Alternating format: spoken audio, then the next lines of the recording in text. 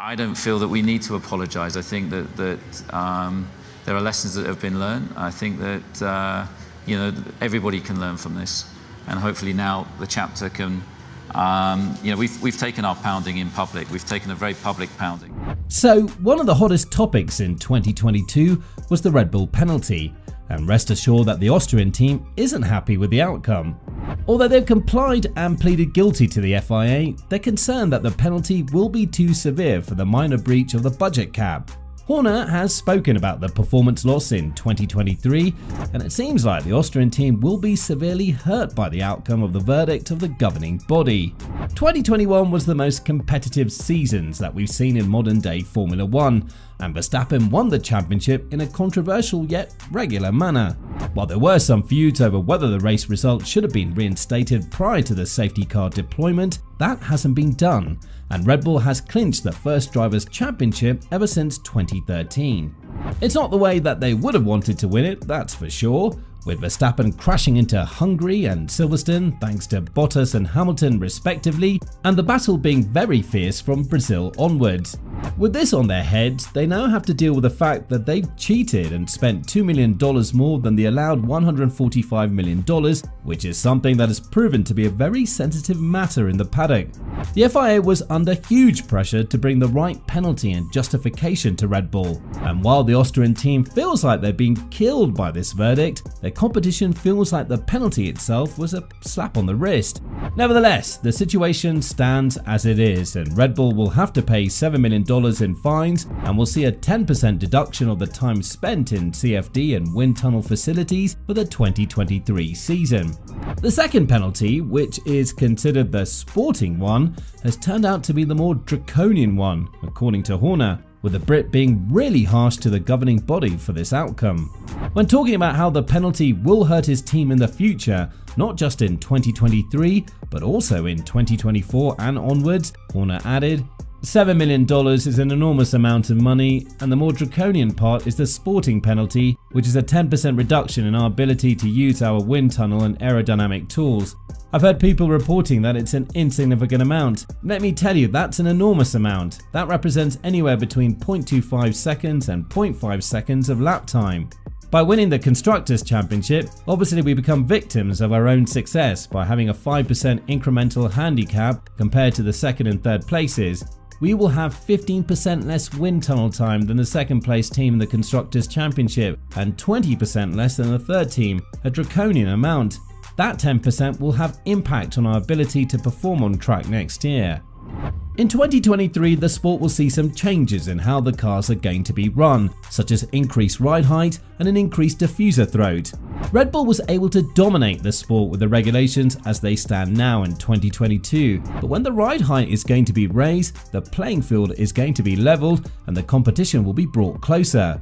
One of the top solutions for the porpoising issues is increased ride height, but if the teams did this in 2022, they were going to lose a massive amount of performance. The governing body has reacted and changed some of the regulations for the 2023 season, largely due to Mercedes' lobbying of the FIA about the dangers of porpoising. The increased ride height of 15mm, as well as the increased diffuser throat, are going to bring a lot of cars closer now, due to the fact that the porpoising is going to be practically gone. And now that all cars are obliged to do this, the performance loss will probably be seen in every competitor as well.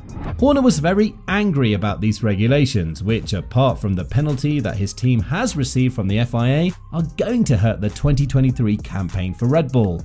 He believes that the 2023 rules were brought in only because one team struggled with them, and had this team been any other apart from Mercedes, then the outcome and the solution would be much different from what we're going to see now. Horner also spoke about the 2023 season, and when asked whether his team can fight again for the championship, his views weren't as optimistic as one would think. It's a hit, it's a handicap, it gives an advantage to our competitors, which is why they were pushing so hard for a draconian penalty, and we're going to have to work incredibly hard in the time we have available. We're going to have to be efficient with our time, with the runs that we do in our wind tunnel.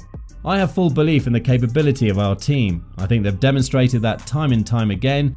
There were other sporting penalties that were available for the FIA, but this one was lobbied for by our competitors because they felt it hit us the hardest. Clearly, Horner has accused his competitors of bullying Red Bull to the point where he has repeatedly stated that it has zero benefit over their performance in 2022. However, Zak Brown and Wolff didn't feel this way, adding that Red Bull were guilty for what they were accused of and they were going to withstand the consequences of their actions, adding that the consequences weren't big enough according to them. Now, before we move on, we wanted to tell you about the amazing deal the official F1 store is doing right now. Holiday season is here and they're doing daily discounts on all orders, so check out the first link down in the description to get yourself this juicy discount. In addition to the 10% penalty that Horner has labelled draconian, Red Bull will see an additional reduction in time spent in these facilities as a result of winning the Constructors' Championship after finishing P2 last season. That's why many people thought that Mercedes was doing some tactics for the 2023 championship when it comes to the Constructors' Championship, because with them finishing P3, it would mean that they will spend more time in the CFD and the wind tunnels. This is something that the Silver Arrows desperately need in order to bring themselves back to the top, given the fact that they have a reliable engine and struggle a lot with the aerodynamical phenomenon of porpoising throughout the 2022 season. So what is Red Bull going to experience in the following season?